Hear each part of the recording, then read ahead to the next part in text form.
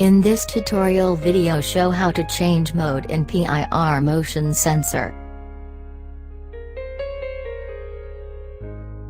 First open the PIR sensor.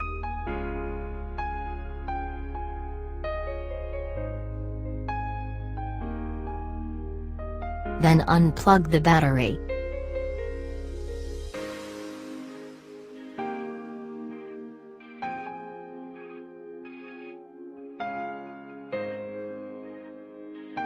Remove the jumper in 2 and 3 number. And insert the jumper in 1 and 2 number.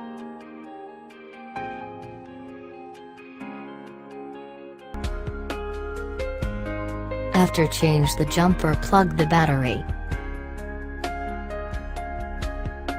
Come on.